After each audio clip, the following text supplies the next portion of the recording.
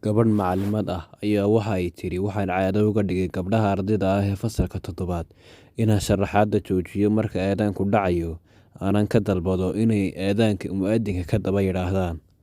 Waxaan arkay maalin maalmaha ka mid ah gabadh ka mid ah ardayda oo ducada si ikhlaas ah Ilaahay ugu ducaysanaysa oo kana raagaysa oo kaga dambeynaysa saaxiibadeed. Maalin maalmaha ka mid ah anigoo buuggeeda saxaya ayaa waxaa intan u dhow la caddeeyay waxaan ku idhi waad cajabisay.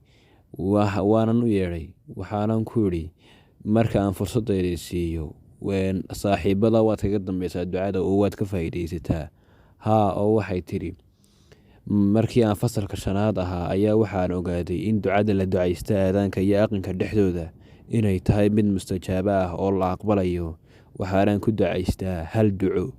Macallimadii ayaa weydiisay ducadaasi ay tahay waxaana ay ku tiri markii aan dhashay hooyaday aniga wax iga dambeeyay ma ay dhalin. Markaa waxaan ku ducaystaa oo aan Ilaahay weydiistaa inuu gabadh walaashay ka dhigo oo Ilaahay nagu arsaaqo.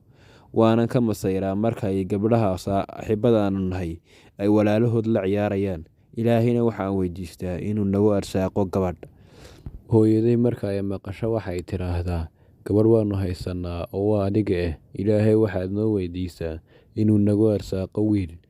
Ilaahayna waxaan weydiiyaa inuu nagu arsaaqo wiil hooyaday darteed, gabadhna nagu arsaaqo aniga dartay, wiil kalena nagu arsaaqo si uuna walaalkay u cidloon. Anna waxaan idhi aamiin. Kadib waqtigii waa uu socday waanan iska iloobay arrintii. Gabadhiina waxa ay noqotay fasalka sagaalaad. Kadib maalin maalmaha ka mid ah ayaanu kulannay. Waxaana igu tiri bushaaro bushaaro hooyaday waxa ay shalay dhashay 2 wiil iyo 1 gabadh. Anna aad iyo aad ayaan ugu farxay. Waxaanan idhi subxaanallah. Gabadhanna waxaan ka bartay casar lama ilaawaan ah oo ah daa'imidda ducada iyo inuu Ilaahay aqbalayo ducada haddii aad si ikhlaas ah ugu ducaysato. Fadlan haddii aad nagu cusub tahay ku soo biir. Haddii aad hore noola joogtayna waad ku mahadsan tahay. Fadlan like iyo share ha naga ilaawin. Waad mahadsantihiin dhammaantiin.